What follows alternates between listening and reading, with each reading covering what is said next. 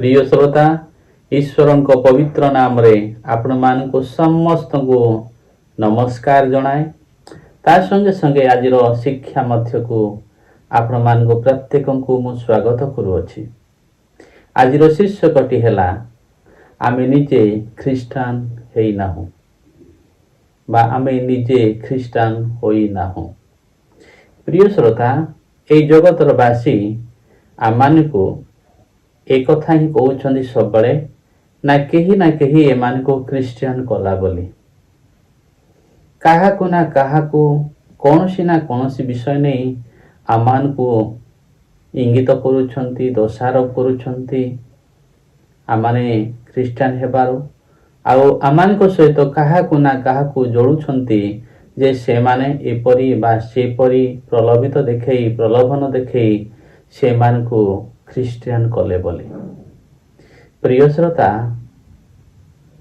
आज जो शीर्षकटी मु रखी आत्मान को निकट में यह प्रकृत अटे आमे निजे ख्रीष्टियान होई नाहु आमे निजे ख्रीष्टान होई नाहु ए कथाटी कहिले आपण मानक मनरे ए कथाटी आसुथिबो केही ना केही एमान को ख्रीष्टियान करिसंती कौनसी ना कौनसी प्रलोभन दे एमान को ख्रीष्टियान करा जाइछि एपरी मनोभावना मान निकट में आसुथिबो। प्रिय श्रोता यह संपूर्ण भूल अटे केही आमान को प्रलोभन प्रलोभित करी ख्रीष्टियान करे नाहंती। जदि केही प्रलोभन द्वारा बा जगतर वस्तु बा धन संपत्ति बा टंका पैसा पाइकी जदि केही ख्रीष्टान हेइछंती एपरी अनेक हेइ पारंती किंतु प्रकृत रे सेमाने ख्रीष्टान नुहंती। प्रकृत रे सेमाने ईश्वरंग ठारे केबे मध्य स्थिर होई रही पारिबेनी सेमाने केबे मध्य पवित्र जीवन काटी पारिबे नाही सेमाने केबे मध्य धर्ममय जीवन काटी पारिबे नाही सेमाने केबे मध्य ईश्वर भय जीवन काटी पारिबे नाही। जो माने जदि चाउल बस्ता पाई बा पैसा पाई बा कौनसी वस्तु को लोभ करिकी जदि ख्रीष्टान हेइछंती ताहेले सेमाने केबे मध्य ख्रीष्टान नुहंती सेमाने आउ सेमाने केबे मध्य ख्रीष्टान होई रही पारिबे नाही। जदि एपरी प्रलोभित ही जदि जो माने ख्रीष्टान हेइछंती सेमाने आजि नहेले काली बा ए वर्ष नहेले आसंता वर्ष सेमाने पुनर्बार फेरी जिबे तांको पूर्व अवस्था को किंतु केही तो आमान को ख्रीष्टान करैछंती केही तो आमान को ख्रीष्टान करैछंती ए कथाटी संपूर्ण सत्य अटे। आउ केही ख्रीष्टान करिथिबा व्यक्ति से व्यक्ति किए आमान को ख्रीष्टान करैछंती मु तांको विषय आज आमान को निकट रे प्रकाश करूअछि। प्रिय श्रोता जे मनुष्य को सृष्टि कले से ही मनुष्य को करेक्शन करि पारिबे बा एडिट करि पारिबे। आज आप मान को निकट रे जेहु इंटरनेट वर्ल्ड चलती एई इंटरनेट वर्ल्ड रे कौन सी व्यक्ति यदि कौन सी विषय पोस्ट करती ताहेले से ही संपूर्ण भाव रे से पोस्ट को डिलीट करि पारिबे बा से संपूर्ण जहाँ चाहिए ता एडिट करि पारिबे। अन्य माने मध्य अछंती किछि एडिट करि पारंती खराब विषय भी एड करछंती किंतु वास्तव एड बा एडिट किए करि पारिबे जो व्यक्ति से पोस्ट को पोस्ट करथिबे से ही एडिट करि पारिबे। ठीक से परी केवल जणे ही मनुष्यर जीवन को परिवर्तन करि पारंती से होउछंती ईश्वर। आमान को चिंताधारा आमान को मनोभावना रे आमाने अनेकों को ईश्वर बोली कहूछु किंतु ईश्वर जणे ही अटंती ओ तांको जानिबा तांको चिनिबा सबुठारो गुरुत्वपूर्ण विषय अटे। एई मनुष्य जीवन पाई जदि माने ईश्वरंको परिचय पाई नाहु ताहेले याठारो दुखर विषय आउ किछि भी नाही। काहेकि ना ईश्वर निजर सादृश्य रे निजर प्रतिमूर्ति रे मनुष्य को सृष्टि करिसंते आउ यह भी सत्य अटे स्वर्ग मनुष्य पई सृष्टि करा हिछि नरक मनुष्य पई सृष्टि करा जाई नाही କିନ୍ତୁ ମଣିଷ ନିଜେ ବାଛିବା ଦ୍ୱାରା ନିଜ କାର୍ଯ୍ୟ ହେତୁ ହିଁ ନରକକୁ ଯାଉଅଛି। ଏ କଥାଟି ସମ୍ପୂର୍ଣ୍ଣ ସତ୍ୟ ଅଟେ। ପ୍ରିୟ ଶ୍ରୋତା, ଯେଉଁ ବାକ୍ୟ ଗୁଡ଼ିକ ଆଜି ଆପଣମାନଙ୍କ ନିକଟରେ ମୁଁ ରଖୁଅଛି ତାହା ବାଇବଲର ଧର୍ମଶାସ୍ତ୍ରର ବାକ୍ୟ ଗୁଡ଼ିକ। ତ କେଉଁ ବ୍ୟକ୍ତି, କିଏ ସେ ବ୍ୟକ୍ତି ଯେ ଖ୍ରୀଷ୍ଟିଆନ କରାନ୍ତି ବା ଈଶ୍ୱରଙ୍କ ନିକଟକୁ ନିଅନ୍ତି, ସେ ହେଉଛନ୍ତି କିଏ? ତ ଆସନ୍ତୁ ଧର୍ମଶାସ୍ତ୍ରର ମୁଁ ଯୋହନ ପୁସ୍ତକ ତାର 6 ପର୍ବର 44 ପଦଟି ମୁଁ ପଢ଼ୁଅଛି। এই ଜାଗାରେ ପରମେଶ୍ୱରଙ୍କର ବାକ୍ୟରେ ଲେଖା ହେଇଛି, ମୋହର ପ୍ରେରଣକର୍ତ୍ତା ପିତା ଯାହାକୁ ଆକର୍ଷଣ କରନ୍ତି କେବଳ ସେ ମୋ ନିକଟକୁ ଆସିପାରେ। ଏଠି ପରମେଶ୍ୱରଙ୍କ ବାକ୍ୟ କୁହେ, ମୋହର ପ୍ରେରଣକର୍ତ୍ତା ପିତା ଯାହାକୁ ଆକର୍ଷଣ କରନ୍ତି କେବଳ ସେ ମୋ ନିକଟକୁ ଆସିପାରେ। ଏହା ପ୍ରଭୁ ଯୀଶୁ କହିଛନ୍ତି ଏ କଥାଟି ଯେ ମୋତେ ପଠେଇଥିବା ବ୍ୟକ୍ତି, ଯେ ମୋତେ ପଠେଇଛନ୍ତି ସ୍ୱର୍ଗସ୍ଥ ପିତା ବା ଈଶ୍ୱର, ସେ ଯାହାକୁ ମୋ ନିକଟକୁ ଆକର୍ଷଣ କରନ୍ତି ବା ଟାଣି ଆଣନ୍ତି ସେ ହିଁ କେବଳ ମୋ ନିକଟକୁ ଆସିପାରିବେ ବୋଲି। କାହିଁକି ସେ ତାଙ୍କୁ ଆକର୍ଷଣ କରିବେ ନା, ଆଉ ମୁଁ ଶେଷ ଦିନରେ ତାହାଙ୍କୁ ଉତ୍ଥାପନ କରିବି। ପୂର୍ବ ଆଉ ଭିଡ଼ିଓ ଗୁଡ଼ିକରେ, ମେସେଜ ଗୁଡ଼ିକରେ ମୁଁ କହିଥିଲି, ମଣିଷ ମରୁ ଏହା ଈଶ୍ୱରଙ୍କ ଯୋଜନା ନଥିଲା। ମଣିଷ ଅନନ୍ତ ନରକକୁ ଯାଉ ଏହା ଈଶ୍ୱରଙ୍କ ଯୋଜନା ନଥିଲା। ମଣିଷ ଚିରଜୀବୀ ହେଉ, ଅନନ୍ତ ଜୀବୀ ହେଉ, ଏହା ଈଶ୍ୱରଙ୍କ ଯୋଜନା ଥିଲା। ଆଉ ପ୍ରଭୁ ଯୀଶୁ ଖ୍ରୀଷ୍ଟଙ୍କ ନିକଟକୁ ଈଶ୍ୱର କାହିଁକି ଆକର୍ଷଣ କରନ୍ତି ନା, ଶେଷରେ ସେ ମୃତ୍ୟୁବରଣ କଲେ ମଧ୍ୟ ତାହାକୁ କ'ଣ କରିବେ? ସେ ପୁନରୁତ୍ଥିତ କରିବେ। ତ ପ୍ରିୟ ଶ୍ରୋତା, এটা କିଏ ଆକର୍ଷଣ କରନ୍ତି? ସ୍ୱୟଂ ଈଶ୍ୱର ଆକର୍ଷଣ କରନ୍ତି। ଈଶ୍ୱର କ'ଣ ପାଇଁ ଆକର୍ଷଣ କରନ୍ତି ଜାଣିଛନ୍ତି ଆପଣମାନେ?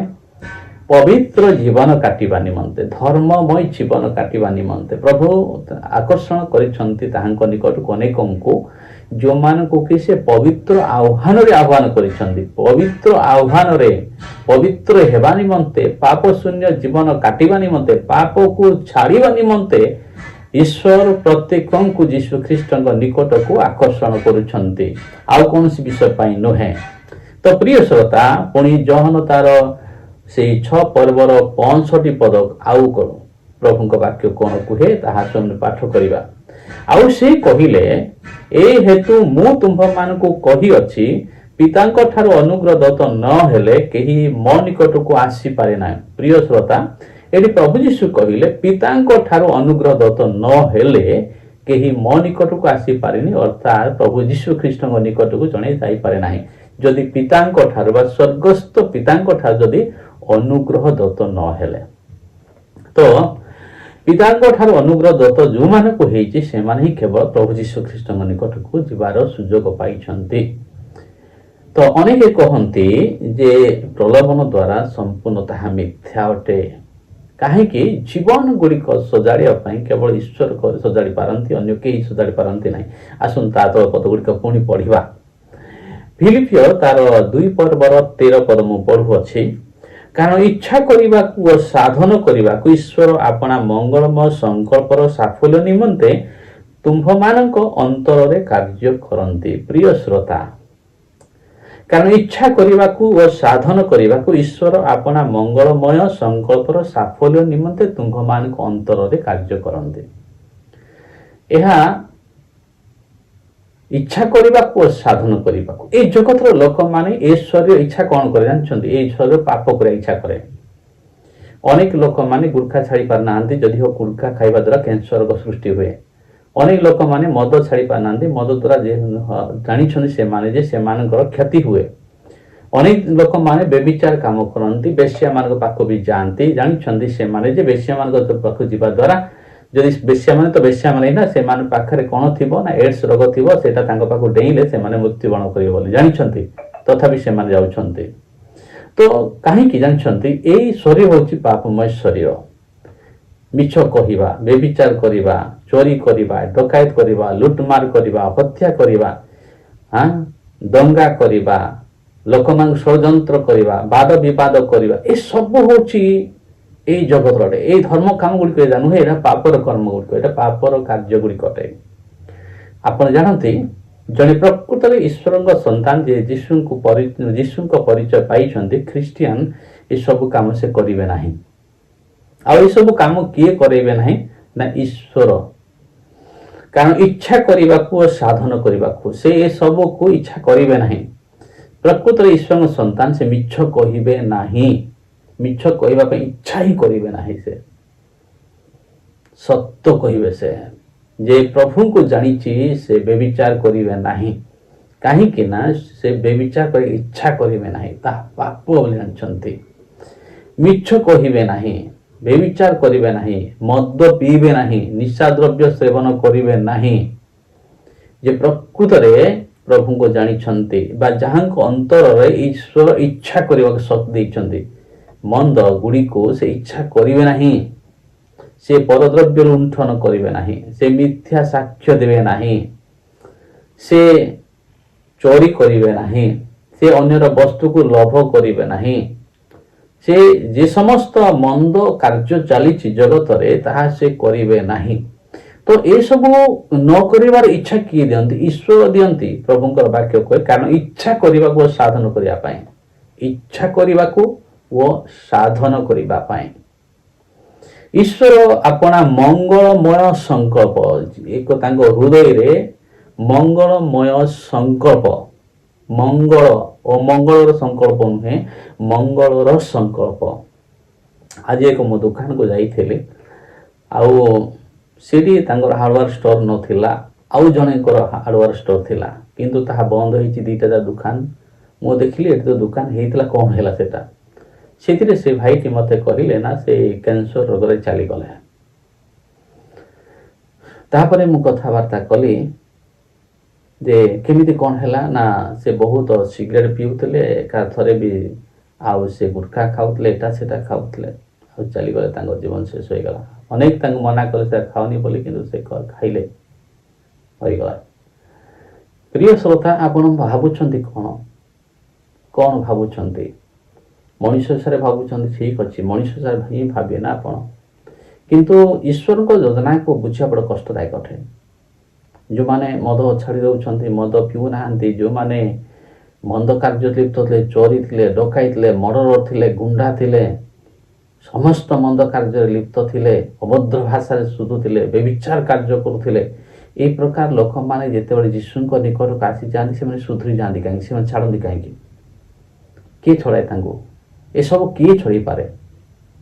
ଅନେକ ଛାଡ଼ି ପାରୁନାହାନ୍ତି, ମରି ଯାଉଛନ୍ତି, କାହିଁକିନା ଈଶ୍ୱର ତାଙ୍କ ହୃଦୟରେ କାର୍ଯ୍ୟ କରୁନାହାନ୍ତି। ଆଜି ସମାଜରେ ବି ଅନେକ ଅଭଦ୍ର ମାନେ ଅଛନ୍ତି, ଘୃଣାଯୋଗ୍ୟ କାର୍ଯ୍ୟ କରୁଛନ୍ତି, ଅନେକ ସାଧୁ ବୋଲି ବି କହୁଥିବେ, ସମସ୍ତ ମନ୍ଦ କାର୍ଯ୍ୟ କରୁଥିବେ, ଜାଣିଛନ୍ତି? ତ ଏଇ ହାର୍ଟକୁ ଚେଞ୍ଜ କିଏ କରୁଛି? ହାର୍ଟକୁ ଚେଞ୍ଜ ଜଣେ କରିପାରନ୍ତି, ସେ ହେଉଛନ୍ତି ଈଶ୍ୱର। ସେଇଟା ପ୍ରଭୁଙ୍କର ବାକ୍ୟ। ଫିଲିପିଓ ତାର 2:13 ଯୋଉଠି ବି ବାଇବଲ ପାଉଛନ୍ତି ପଢ଼ନ୍ତୁ। କାରଣ ଇଚ୍ଛା କରିବାକୁ ଓ ସାଧନ କରିବାକୁ ଈଶ୍ୱର ଆପଣା ମଙ୍ଗଳମୟ ସଂକଳ୍ପର, ମଙ୍ଗଳମୟ ସଂକଳ୍ପ, ଏଇଟା ଅମଙ୍ଗଳର ସଂକଳ୍ପ ନାହିଁ, ଏଟା ମଙ୍ଗଳର ସଂକଳ୍ପ ବା ଯୋଜନା ଅଟେ ବା ପ୍ଲାନ୍ ଅଟେ। ସଫଳ କରିବା ନିମନ୍ତେ ତୁମ୍ଭମାନଙ୍କ ଅନ୍ତରରେ କାର୍ଯ୍ୟ କରନ୍ତି। ଈଶ୍ୱର ଅନ୍ତରରେ କାର୍ଯ୍ୟ କରନ୍ତି, ମଣିଷ ଅନ୍ତରରେ କାର୍ଯ୍ୟ କରିପାରିବେ ନାହିଁ। ଆରେ ଚାଉଳ ବସ୍ତା ଆଜି ଦେବେ, କାଲି କୋଉଠି ଦେବେ? ସ୍ୱପ୍ନ ଦେଉଥିବେ କି? ଟଙ୍କା କେତେ ଦେବେ? ଆଜି ଦେବେ, କାଲି ଦେବେ କି? କିନ୍ତୁ ଏଇ ପବିତ୍ର ଜୀବନ କିଏ ଦେବ? ଏଇ ଧର୍ମମୟ ଜୀବନ କୋଉଠି ବିକ୍ରି ହଉଛି? ଏମିତି କୋଉ ଔଷଧ ଅଛି ବା କୋଉ ଶିକ୍ଷା ଅଛି ଯେ ଜଣେ ପାପକୁ ଛାଡ଼ିଦେବ, ମନ୍ଦ କାର୍ଯ୍ୟକୁ ଛାଡ଼ିବ? ଆରେ ଆମମାନେ ସମସ୍ତେ କି ପ୍ରକାର ହେଇଛୁ ଆମେ ବୁଝିପାରୁନୁ, ଜାଣିପାରୁନୁ। ଏସବୁ ଈଶ୍ୱରଙ୍କ କାର୍ଯ୍ୟ। ଜଣେ ଖରାପ ପାପ କାମ ଛାଡ଼ିବାଟା କାହାର କାମ? ଏଟା ଈଶ୍ୱର ଯଦି ତାଙ୍କ ହୃଦୟରେ ଜଣଙ୍କ ଜୀବନ ହୃଦୟରେ ଯଦି କାର୍ଯ୍ୟ ନ କରନ୍ତି, ଏଟା ଛଡ଼େଇ କିଏ ପାରିବେ? କେହି ଛଡ଼େଇ ପାରିବେ ନାହିଁ। ସେଥିପାଇଁ ଫିଲିପ ତାର 2:13 ଲେଖା ହେଇଛି, କାରଣ ଇଚ୍ଛା କରିବାକୁ ଓ ସାଧନ କରିବାକୁ ଈଶ୍ୱର ଆପଣା, କାହାର? ନିଜର, ଈଶ୍ୱର ନିଜର ମଙ୍ଗଳମୟ ସଂକଳ୍ପ ସଫଳ କରିବା ନିମନ୍ତେ ମଣିଷର ହୃଦୟରେ କାର୍ଯ୍ୟ କରନ୍ତି ବା ତୁମ୍ଭମାନଙ୍କ ହୃଦୟରେ କାର୍ଯ୍ୟ କରନ୍ତି ବାକ୍ୟରେ ଲେଖା ହେଇଛି। ଆପଣ ରୋକି ହିଁ ପାରିବେ ନାହିଁ, ଅଟକି ହିଁ ପାରିବେନି। ଯେଉଁମାନେ ଏହି ଜଗତରେ ଧର୍ମମୟ ଜୀବନ କାଟିବା ପାଇଁ ସୃଷ୍ଟି ହେଇଛନ୍ତି ବା ପରିତ୍ରାଣ ପ୍ରାପ୍ତ ହେବା ପାଇଁ ସୃଷ୍ଟି ହେଇଛନ୍ତି, ତାଙ୍କୁ କୌଣସି ବ୍ୟକ୍ତି ରୋକି ପାରିବେନି, ଅଟକେଇ ପାରିବେ ନାହିଁ। କୌଣସି ଟଙ୍କା ପଇସା ତାଙ୍କୁ ପ୍ରଲୋଭିତ କରିପାରିବ ନାହିଁ, ଏହା ସୁନିଶ୍ଚିତ ଅଟେ। ଆଉ କୌଣସି ଟଙ୍କା ପଇସା ଦ୍ୱାରା କୌଣସି ବ୍ୟକ୍ତି ଧାର୍ମିକ ବି ହେଇପାରିବ ନାହିଁ, ସମ୍ଭବ ନାହିଁ। କୌଣସି ବ୍ୟକ୍ତିକୁ ଧନ ସମ୍ପଦ ଟଙ୍କା ଦେଲେ ସେ ଧାର୍ମିକ ହେଇଯିବ ତାହା ନୁହେଁ। ଆପଣମାନଙ୍କ ଚତୁଃପାର୍ଶ୍ୱରେ ଦେଖୁଥିବେ। ତ ପ୍ରିୟ ପ୍ରଭୁଙ୍କ ସନ୍ତାନ ମାନେ, ଏହା ସମ୍ପୂର୍ଣ୍ଣ ଈଶ୍ୱରଙ୍କ କାର୍ଯ୍ୟ ଅଟେ। ସ୍ୱୟଂ ଜୀବିତ ଈଶ୍ୱରଙ୍କ କାର୍ଯ୍ୟ। ମୃତ ଈଶ୍ୱର କାମ କରିପାରିବେ ନାହିଁ, ଜୀବିତ ଈଶ୍ୱର। ଆମେ ତାଙ୍କୁ ଜାଣିଛୁ ଅନେକେ, ତାଙ୍କୁ ଜାଣିନୁ ଅନେକେ, କିନ୍ତୁ ଈଶ୍ୱର ଅଛନ୍ତି, ସେ ଜୀବିତ, ଆଉ ସେ କାର୍ଯ୍ୟ କରନ୍ତି ଜଣକୁ ଧାର୍ମିକ ବନେଇବା ପାଇଁ, ଜଣକୁ ପାପଶୂନ୍ୟ ବ୍ୟକ୍ତି ବନେଇବା ପାଇଁ, ଜଣକୁ ପବିତ୍ର ବ୍ୟକ୍ତି ବନେଇବା ପାଇଁ ତାଙ୍କ ହୃଦୟ ଭିତରେ ସେ କାର୍ଯ୍ୟ କରନ୍ତି, ଇଚ୍ଛା କରିବାକୁ, ସାଧନ କରିବାକୁ। ନିଜର ମଙ୍ଗଳମୟ ସଂକଳ୍ପ, ନିଜର ଯୋଜନା ତାଙ୍କ ହୃଦୟ ମଧ୍ୟରେ ସେ କାର୍ଯ୍ୟ କରନ୍ତି, ଜଣଙ୍କ ହୃଦୟ ଭିତରେ କାର୍ଯ୍ୟ କରନ୍ତି। ଏହା ଈଶ୍ୱରଙ୍କ କାର୍ଯ୍ୟ ଅଟେ, ଏହା ମଣିଷର କାର୍ଯ୍ୟ ନୁହେଁ। ସ୍ୱୟଂ ଈଶ୍ୱର ହିଁ ନିଜର ଯୋଜନା ଅନୁସାରେ, ନିଜର ସଂକଳ୍ପ ଅନୁସାରେ ଲୋକମାନଙ୍କ ଜୀବନ ଗୁଡ଼ିକୁ ପରିବର୍ତ୍ତନ କରୁଛନ୍ତି। କିନ୍ତୁ ବାହ୍ୟ ଜଗତ ତାହା ଭିନ୍ନ ଦୃଷ୍ଟିରେ ଦେଖୁଅଛି କି ତାଙ୍କୁ ପ୍ରଲୋଭିତ ବା ପ୍ରଲୋଭନ କରିକି ତାଙ୍କୁ ବଦଳାଇ ଦିଆଗଲା ବୋଲି। ଯଦି ଆମେ ଭାବୁଛୁ ଆମେ କରିପାରିବା ନା, ପ୍ରଲୋଭିତ କାହାକୁ ଦେଖାଉନାହାନ୍ତି, କାହିଁକି ପ୍ରଲୋଭନ, କାହିଁକି ମାଡ଼ ଗୋଳ ଦଙ୍ଗ ଆଉ ହଣା କଟା, ମାରିବା, ଅଭଦ୍ର ଭାଷା କହିବା, ଏସବୁ କ'ଣ ଦରକାର ଅଛି? ଯଦି ଆମେ ପାରୁଛୁ କାହାକୁ ପ୍ରଲୋଭନ ଦେଖେଇକି, ଯଦି କାହାକୁ କୌଣସି ବ୍ୟକ୍ତିକୁ ଯଦି ନିଜ ଦଳ ବା ନିଜ ଗୋଷ୍ଠୀ ମଧ୍ୟ ନେବାକୁ ଚାହୁଁଛୁ, କିଏ ମନା କରୁଛି? କିଏ ମନା କରୁଛି? ଆରେ ଆଜିର ଦୁନିଆରେ କିଏ କାହାକୁ ଚା କପେ ଦେବା ପାଇଁ ଇଚ୍ଛା କରୁଛି? ଆଜିର ଦୁନିଆରେ ଲୋକମାନେ ଲୁଟ ମାର, ଜଣକ ବେକ କାଟିକି ଟଙ୍କା କଲେକ୍ସନ କରୁଛନ୍ତି, ବେକ କାଟିକି ତାକୁ ବିକ୍ରି, ତା କିଡନୀ ହାର୍ଟ ବିକ୍ରି କରି ଟଙ୍କା ରୋଜଗାର କଲା ସମୟରେ ଟଙ୍କା ବାଣ୍ଟୁଛି କିଏ ଜଗତରେ କହିଲ? କିଏ ଅଛି? ଆମମାନେ କେବଳ ଗୋଟେ କ'ଣ କିଛି ଜାଣିପାରୁନୁ, କିଛି ବୁଝିପାରୁନୁ, ଏସବୁ କାହାର କାମ ବୋଲି। ଏଥିପାଇଁ ଅନେକ ଲୋକମାନେ ଆମମାନେ ଅନ୍ଧ ହେଇଯାଇଛୁ। ଏହାର ସ୍ୱୟଂ ଈଶ୍ୱରଙ୍କର କାମ ହିଁ ଅଟେ। ଜଣକୁ ପବିତ୍ର କରିବା ଈଶ୍ୱରଙ୍କ କାମ, ଜଣକୁ ଧାର୍ମିକ ବନେ ଈଶ୍ୱର କାମ। ଜଣେ ବ୍ୟକ୍ତି ଯେ ସମ୍ପୂର୍ଣ୍ଣ ମନ୍ଦକୁ ଛାଡ଼ି ଦିଅନ୍ତି, ସେ କାହାର କିଏ ତାଙ୍କ ହୃଦୟରେ କାର୍ଯ୍ୟ କରେ? ଈଶ୍ୱର ହିଁ ତାଙ୍କ ହୃଦୟରେ କାର୍ଯ୍ୟ କରନ୍ତି। ସେ ଈଶ୍ୱରଙ୍କୁ ଆମେ ଡରିବା ଦରକାର ଅଛି। ପୁଣି ଫିଲିପିଓ ତାର 1:6 କ'ଣ ଲେଖାଇ ଦେଖନ୍ତୁ। କାରଣ ଯେ ତୁମ୍ଭମାନଙ୍କ ଅନ୍ତରରେ ଉତ୍ତମ କାର୍ଯ୍ୟ ଆରମ୍ଭ କରିଅଛନ୍ତି, ସେ ଖ୍ରୀଷ୍ଟ ଯୀଶୁଙ୍କ ଦିନ ପର୍ଯ୍ୟନ୍ତ ତାହା ସାଧନ କରି ସିଦ୍ଧ କରିବେ। এই ପଦଟା ପୁଣି କଥା ଫିଲିପିଓ, ବାଇବଲର ଫିଲିପିଓ ତାର 1:6 ଲେଖା ହେଇଛି। କାରଣ ଯେ ତୁମ୍ଭମାନଙ୍କ ଅନ୍ତରରେ ଉତ୍ତମ କାର୍ଯ୍ୟ ଆରମ୍ଭ କରିଅଛନ୍ତି। କାନ ଫାଡ଼ିକି ଆମେ ଖ୍ରୀଷ୍ଟିଆନ ମାନେ ଶୁଣୁ ଏଇ ବାକ୍ୟଟା। ଈଶ୍ୱର ଆମମାନଙ୍କୁ ଧାର୍ମିକ ବନେଇବା ପାଇଁ ଆହ୍ୱାନ କରିଛନ୍ତି, ଅଧାର୍ମିକ ହେବା ପାଇଁ ଡାକି ନାହାନ୍ତି। ଈଶ୍ୱର ଆମମାନଙ୍କୁ ଭଦ୍ର ହେବା ପାଇଁ ଆହ୍ୱାନ କରିଛନ୍ତି, ଅଭଦ୍ର ହେବା ପାଇଁ ଡାକି ନାହାନ୍ତି। ଈଶ୍ୱର ଆମମାନଙ୍କୁ ବେବିଚାର ଛାଡ଼ିବା ପାଇଁ ଡାକିଛନ୍ତି, ବେବିଚାର କରିବା ପାଇଁ ନୁହଁ। ଈଶ୍ୱର ଆମମାନଙ୍କୁ ସତ୍ୟ କହିବା ପାଇଁ ଡାକିଛନ୍ତି, ମିଥ୍ୟା କହିବା ପାଇଁ ନୁହେଁ। ଈଶ୍ୱର ଆମମାନଙ୍କୁ ଅନ୍ୟମାନଙ୍କୁ ସାହାଯ୍ୟ ସହଯୋଗ କରିବା ପାଇଁ ଡାକିଛନ୍ତି, ଅନ୍ୟମାନଙ୍କୁ ଛଡ଼େଇବା ପାଇଁ ନୁହେଁ। ଈଶ୍ୱର ଆମମାନଙ୍କୁ ଅନ୍ୟକୁ ଦୟା ଦେଖିବା ପାଇଁ ଡାକିଛନ୍ତି, ଅନ୍ୟକୁ ମାରିବା ପାଇଁ ନୁହେଁ। ଆଜି ଯେଉଁମାନେ ମାରୁଛନ୍ତି, ଯେଉଁମାନେ ଅନ୍ୟମାନଙ୍କୁ ତାଡ଼ନା କରୁଛନ୍ତି, ଆରେ ସେ ନିଜେ ତ ନିଜ କର୍ମ ଦ୍ୱାରା ପ୍ରକାଶ କରୁଛନ୍ତି ସେମାନେ ନିଜେ କାହା ଦଳର? ଈଶ୍ୱରଙ୍କ ଦଳର ନା ଶୈତାନ ଦଳର? ନିଜର କର୍ମ ଦ୍ୱାରା ତ ନିଜେ ଆମେ ଜାଣିପାରିବା। କେବେ ବି ଆମ୍ବ ଗଛରେ ତ ପଣସ ଫଳିବ ନାହିଁ, ବା ପିଜୁଳି ଗଛରେ ତ ସେଉ କେବେ ବି ଫଳିବ ନାହିଁ। ତ ଏସବୁ କର୍ମ ଦ୍ୱାରା, ଏସବୁ କାର୍ଯ୍ୟ ଦ୍ୱାରା ମାନେ କେମିତି ଜାଣିପାରୁନାହୁଁ, କେମିତି ବୁଝିପାରୁନା ଆମେ କାହା ଦ୍ୱାରା ପରିଚାଳିତ ହେଉଛୁ, କିଏ ଆମମାନଙ୍କ ମଧ୍ୟରେ ଅଛନ୍ତି, ଆମ ହୃଦୟ ଭିତରେ ଅଛନ୍ତି, ପରିଚାଳିତ କରୁଛନ୍ତି। ଏସବୁ ବିଷୟ ଆମେ ଯଦି ଜାଣିପାରୁନାହୁଁ ତ ଏକ ଆଶ୍ଚର୍ଯ୍ୟର କଥା ଅଟେ, ଏହା ସବୁଠୁ ଆଶ୍ଚର୍ଯ୍ୟ କଥା ଅଟେ।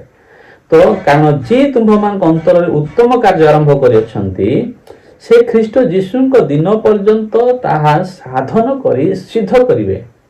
ଈଶ୍ୱର ଜଣକ ବ୍ୟକ୍ତିକୁ ପରଫେକ୍ଟ ବ୍ୟକ୍ତି ବନେଇବା ପାଇଁ, ଧାର୍ମିକ ବ୍ୟକ୍ତି ବନେଇବା ପାଇଁ, ସିଦ୍ଧ ବ୍ୟକ୍ତି ବନେଇବା ପାଇଁ ଜଣଙ୍କ ହୃଦୟରେ କାର୍ଯ୍ୟ କରନ୍ତି। ଅଭଦ୍ର ବନେଇବା ପାଇଁ ନୁହନ୍ତି, ଅତ୍ୟାଚାର ବନେଇବା ପାଇଁ ନୁହନ୍ତି, ଦଙ୍ଗାକାରୀ ବନେଇବା ପାଇଁ ନୁହନ୍ତି, ବରଂ ଧାର୍ମିକ ବନେଇବା ପାଇଁ ଈଶ୍ୱର ଜଣଙ୍କ ହୃଦୟରେ କାର୍ଯ୍ୟ କରନ୍ତି। ତ ପ୍ରିୟ ଶ୍ରୋତା, ଏହା ସମ୍ପୂର୍ଣ୍ଣ ସତ୍ୟ ଅଟେ। ଏଇ ଯେଉଁ ଜୀବନ ଗୁଡ଼ିକ ରୂପାନ୍ତରିତ କରୁଛନ୍ତି, ଜୀବନ ଗୁଡ଼ିକ ପରିବର୍ତ୍ତନ କରୁଛନ୍ତି, ଏ ସବୁ କାମ ହେଉଛି ସ୍ୱୟଂ ଈଶ୍ୱରଙ୍କ କାର୍ଯ୍ୟ ଅଟେ। ଆଉ ଏ ସବୁ କାମରେ ମଣିଷ କେହି ମଧ୍ୟ ରୋକିପାରିବ ନାହିଁ, ଅଟକେଇ ପାରିବ ନାହିଁ। କାହିଁକିନା ଆମମାନେ ସମସ୍ତେ ପଛାସଢ଼ା ମଣିଷ, ଆମମାନେ ସମସ୍ତେ ପଛାସଢ଼ା ମଣିଷ। ଈଶ୍ୱରଙ୍କ କାର୍ଯ୍ୟକୁ ଆମମାନେ କେବେ ରୋକିପାରିବା ନାହିଁ, ଅଟକେଇ ପାରିବା ନାହିଁ। ପ୍ରିୟ ଶ୍ରୋତା, ସେଥିପାଇଁ ଯେଉଁମାନେ ପ୍ରଭୁ ଯୀଶୁଙ୍କୁ ଜାଣିଛନ୍ତି ସେମାନେ ନିଜେ ପରିବର୍ତ୍ତନ ହେଇନାହାନ୍ତି। ଈଶ୍ୱର ସ୍ୱୟଂ ସେମାନଙ୍କ ହୃଦୟକୁ ପରିବର୍ତ୍ତନ କରିଛନ୍ତି, ସେମାନଙ୍କ ଅନ୍ତରେ କାର୍ଯ୍ୟ କରିଛନ୍ତି। ଆଉ ଉତ୍ତମ ଯୋଜନା ସେମାନଙ୍କୁ ଧାର୍ମିକ କରିବା ପାଇଁ, ସେମାନଙ୍କୁ ପବିତ୍ର କରିବା ପାଇଁ, ପାପଶୂନ୍ୟ ବ୍ୟକ୍ତି କରିବା ପାଇଁ। ଶେଷରେ ସେମାନେ ପାପଶୂନ୍ୟ ବ୍ୟକ୍ତି ହିଁ ଈଶ୍ୱରଙ୍କ ରାଜ୍ୟରେ ବା ସ୍ୱର୍ଗରେ ପ୍ରବେଶ କରିବେ। ଏ କଥାକୁ ଆମମାନେ ମନେ ରଖିବା। ଈଶ୍ୱର ଆପଣମାନଙ୍କୁ ପ୍ରତ୍ୟେକଙ୍କୁ ଆଶୀର୍ବାଦ କରନ୍ତୁ। ଆଉ ମନେ ରଖିଥାନ୍ତୁ, ଯଦି ପବିତ୍ର ଜୀବନ କାଟିବେନି ତାହେଲେ କେବେ ମଧ୍ୟ ସ୍ୱର୍ଗରେ ପ୍ରବେଶ କରିପାରିବେ ନାହିଁ। ନମସ୍କାର।